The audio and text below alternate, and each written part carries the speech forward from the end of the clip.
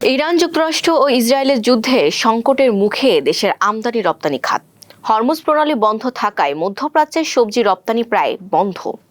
ইউরোপে পোশাক রপ্তানিতে খরচ বেড়েছে। অন্যান্য দেশের সঙ্গেও আমদানি রপ্তানি বিঘ্নিত হচ্ছে। জরুরি রপ্তানিও প্রায় অচল। উড়োজাহাজের তৈরি পোশাকের রপ্তানি আদেশ প্রক্রিয়ায় স্যাম্পল আনা নেওয়া বা ব্র্যান্ড ক্রেতাদের সঙ্গে জরুরি কাগজপত্র গ্রহণ ও পৌঁছানো কঠিন হয়ে পড়েছে।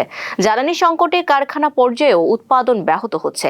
ডিজেলের অভাবে লোডশেডিংয়ের সময় কারখানার জেনারেটর চালু রাখা যাচ্ছে না। আন্তর্জাতিক শিপিং কোম্পানিগুলোর পরিবহন এবং বিশ্বের বিভিন্ন বন্দরে জাহাজ থাকায় মধ্যপ্রাচ্যগামী কন্টেইনারের ওপর সারচার্জ আরোপ করেছে। এতে বাড়ছে আমদানি রপ্তানি ব্যয়। এছাড়া হরমুজ প্রণালী ঘিরে নিরাপত্তা ঝুঁকি বাড়ায় উপসাগরীয় অঞ্চলে পণ্য পরিবহনের বুকিং সাময়িকভাবে বন্ধ রেখেছে অনেক শিপিং লাইন। সব মিলিয়ে সংকট কমছে না আমদানি রপ্তানিতে। ব্যবসায়ীরা জানান, হরমুজ প্রণালী দিয়ে প্রতিদিন গড়ে প্রায় 1,70,00,000 ব্যারেল অপরিশোধিত তেল পরিবাহিত হয়, যা বৈশ্বিক সামুদ্রিক তেল বাণিজ্যের প্রায় 20%। উপসাগরীয় দেশগুলোর জ্বালানি রপ্তানি এই পথ নির্ভর। এই পথ বন্ধ থাকায় আন্তর্জাতিক বাজারে তেলের দাম দ্রুত বাড়ছে। এই রুটে দীর্ঘমেয়াদী সরবরাহ ব্যবস্থাপনায় কোনো বিঘ্ন দেখা দিলে বাংলাদেশের আমদানি রপ্তানি কার্যক্রমে ফ্রেইট চার্জ, বীমা প্রিমিয়াম এবং পণ্য সরবরাহের সময়সীমা উল্লেখযোগ্যভাবে বাড়তে পারে।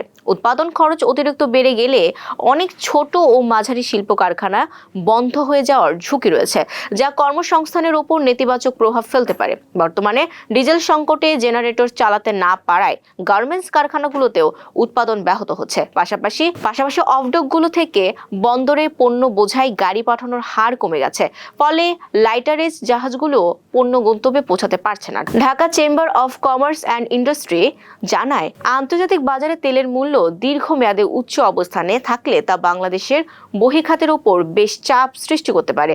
বৈশ্বিক বাজারে তেলের দাম প্রতি ব্যারেল $10 বৃদ্ধি পেলে বাংলাদেশের মাসিক আমদানি ব্যয় প্রায় 70 থেকে 80 মিলিয়ন মার্কিন ডলার পর্যন্ত বাড়তে পারে। ফলে বৈদেশিক মুদ্রার চাহিদা বাড়বে এবং বাণিজ্য ঘাটতি সম্প্রসারিত হওয়ার ঝুঁকি তৈরি হতে পারে। এছাড়া জ্বালানি ব্যয় বৃদ্ধির পাশাপাশি হরমুজ প্রণালীকে কেন্দ্র করে চলমান সংঘাত আন্তর্জাতিক নৌ পরিবহন ব্যবস্থাতেও প্রভাব ফেলছে। ডিসিসিআই মনে করে, সংঘাতের মাত্রা আরও বৃদ্ধি পেলে আমদানি ও রপ্তানি উভয় ক্ষেত্রেই ব্যয় আশঙ্কাজনকভাবে বৃদ্ধি পাওয়ার আশঙ্কা রয়েছে। বাংলাদেশের রপ্তানিমুখী শিল্প খাত, বিশেষ করে তৈরি পোশাক খাত, এই পরিস্থিতিতে উচ্চ লজিস্টিক ব্যয়, সাপ্লাই চেইন বিঘ্ন এবং সমুদ্রপথে পরিবহনে বাড়তি ঝুঁকির সম্মুখীন।